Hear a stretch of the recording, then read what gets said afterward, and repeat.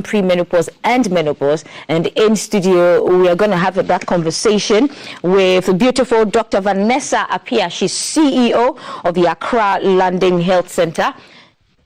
We missed you. Welcome back. Thank you so much. Great to be back. Yes, indeed. How are you doing? Very well. How are you? I'm great. I'm great. So, why? Let's just get this out of the way. Why does menopause scare our agenda that much? It's so funny because menopause is natural. It's biological. It's expected. You know, there are things in life in a woman as you're aging that you will expect that you will go through menopause. Right. But no one talks about it. There's so much stigma about it because there's a lot of change. Okay. And when there's change and people don't understand it, rather than moving forward and having those conversations, they would rather shift back in the kind of darkness about it. So right. I think, and when there's quietness, that's when fear and ignorance come, definitely. Mm-hmm.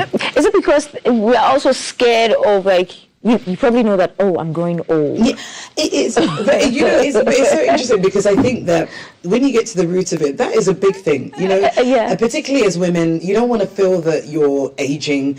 And when it's a visual thing as well. When you look in the mirror, you think, what I saw before, I'm not seeing now. I see like two lines, Exactly. And so I think all of that together. But again, because we don't talk about it and more people don't say, oh yeah, I'm going through that. It's very similar. This is what I did. Right. That will change the feeling. But when it's quiet and you don't understand what to do about it, that's when all the concern comes, definitely. Okay, now let's get into our conversation. Yeah. So what is premenopause? Mm-hmm.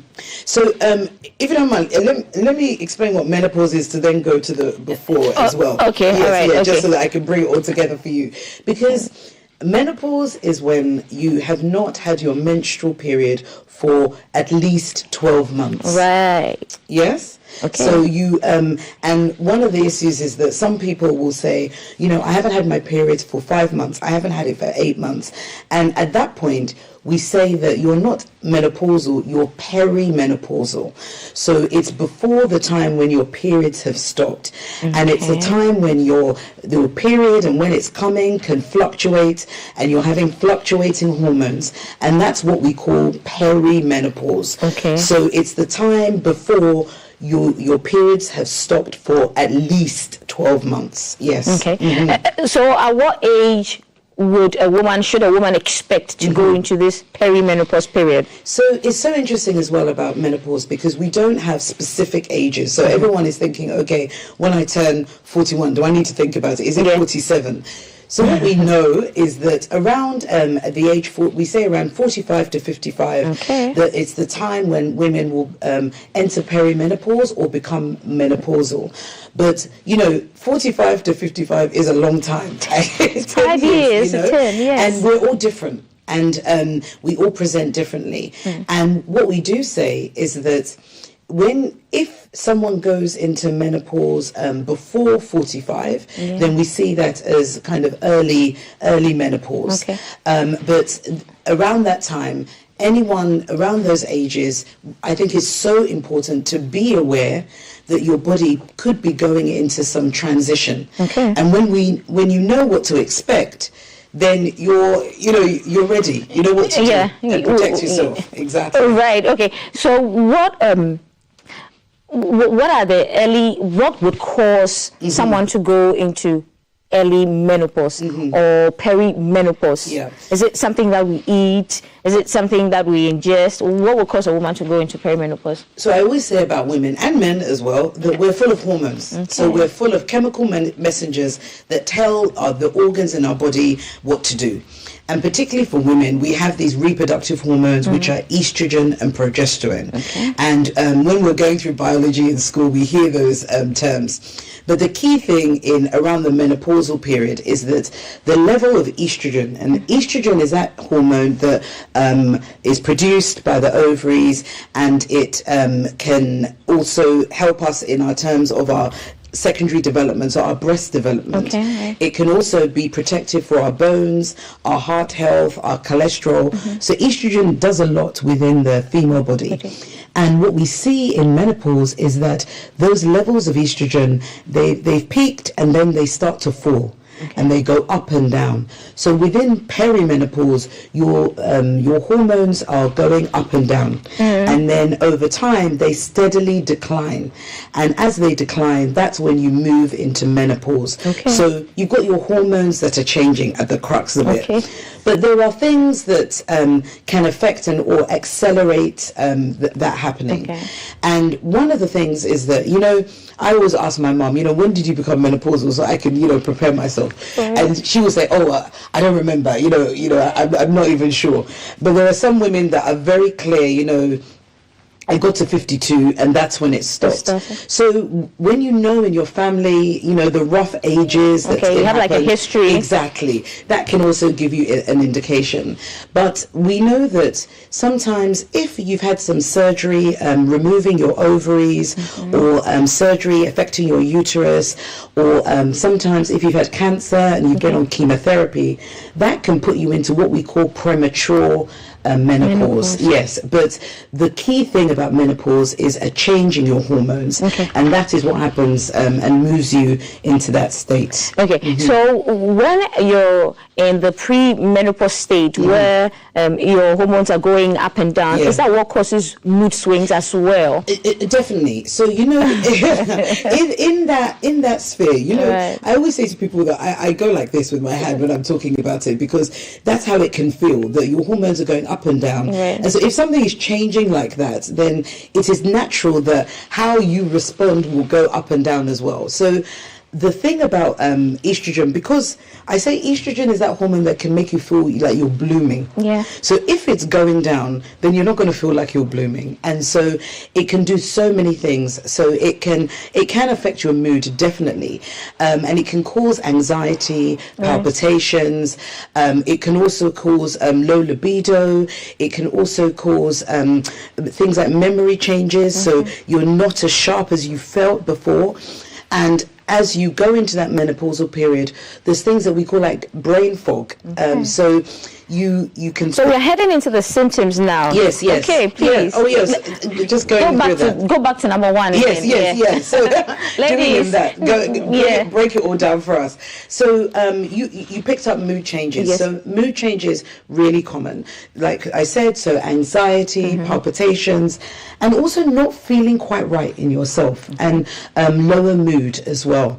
And then we have things like I said about the brain changes. So brain fog. You thought your memory was really sharp, and then you have sometimes word finding difficulties. You're like, okay, you're clicking your finger like that, and there's a bit of brain fog there. And I don't know, during COVID, we talked about if people had COVID, they had this brain fog. It's like a sheet over their memory. Sudden blank. Exactly. And so that's very prevalent.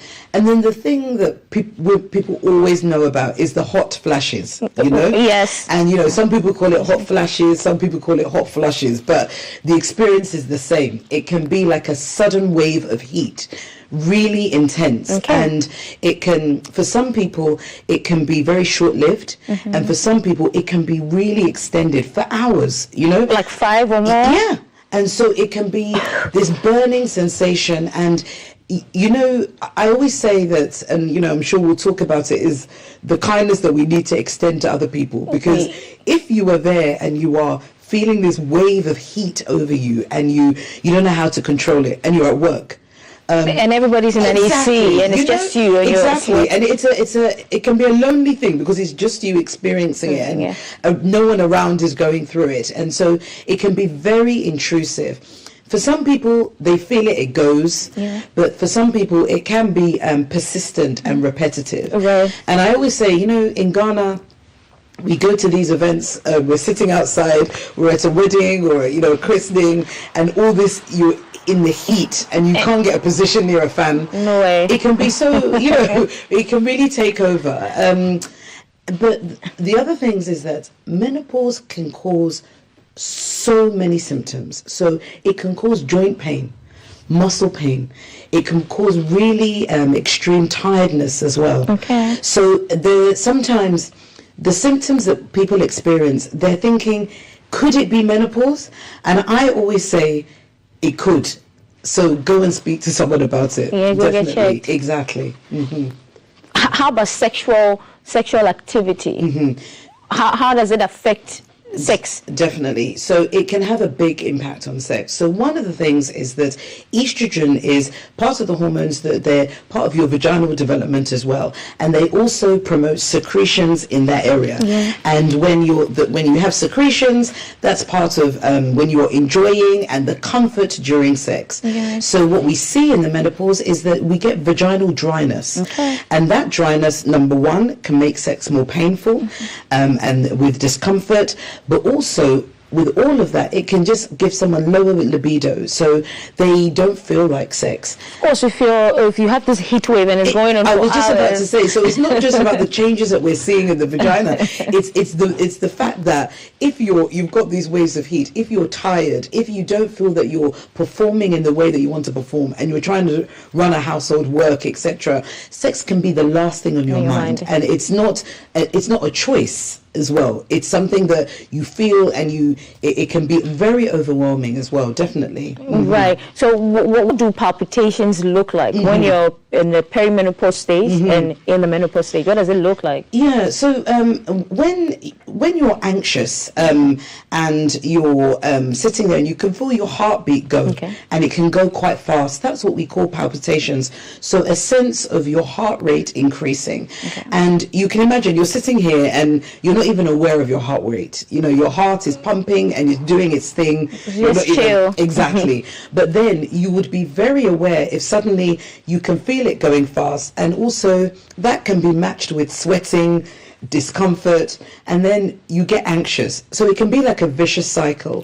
So you're there and it's going fast, you're thinking, why is it going fast? You get more anxious.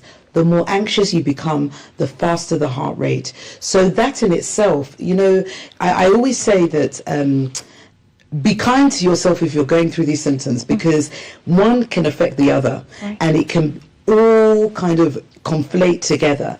And so it's important that you're aware that this is what's happening in your body, so that something can be done to help you. Right. So how about all these supplements that we keep taking into our bodies? You know, at a certain age, you're advised to take, say, cod liver oil, all of these medications out there.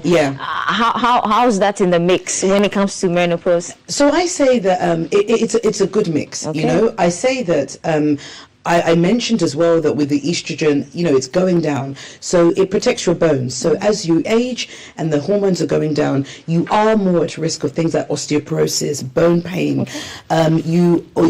In terms of your joints, in terms of your energy levels. So supplements can be so helpful. You know, I talk about heart health as well. So things like omega-3, you know, thinking about reducing those ultra-processed foods, refined foods that we have in our diet, and combining that with supplementation, really important. For your bone health, vitamin D. Calcium. You know, vitamin D I talk about a lot because we're in Ghana, we have sun everywhere, and we think, okay, you know, with the sun we're protected, but how many of us really sit in the sun? You know, how many of us... We get out of the sun. You know, how many of us run in the morning at 5:30 to be exposed? So checking your vitamin D levels and supplementing it is really important. And for a number of the symptoms that I talked about, there are some supplements out there that people have said that can really help. And that's why talking to your friends and family can be really important. Like black cohosh is a supplement that some women find helps with hot flushes as well. So there's a place. And taking frequent showers. Exactly. You know, frequent showers, cold showers, you know, before you go to bed, allowing yourself to cool, having the fan on, all of those things can make a significant difference. What are some of the biggest misconceptions around premenopause and menopause that you like to clear? So first of all is that premenopause and perimenopause, you know, you're old. You know, don't think about it in your 30s, etc. And as I said, dependent on who you are, everything in medicine is personalized. It's about you and what's going on in your life. And so the fact that it's only older people that get it, the fact that people always think it's only hot flashes, as I've said, that can be a part of it, and it can be many different things. The myth that there's something wrong with you that there's, something has happened, that there's a concern. And many women will live a third of their life menopause and postmenopause.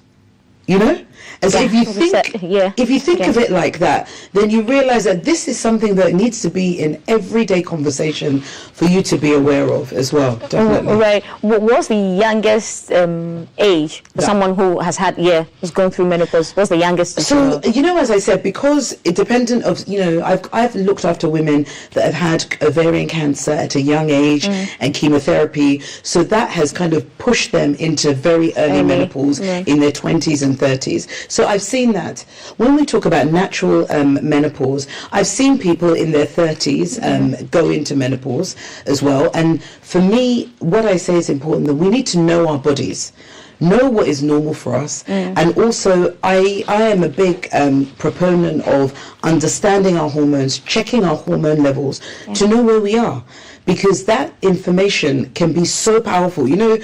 Sometimes we think information can cause a lot of fear, but you don't want to know. I don't want to know. Exactly. I don't want to know. It can rather give you far more confidence, because it's like, okay, I'm in a sphere of my life that there are things that I need to consider.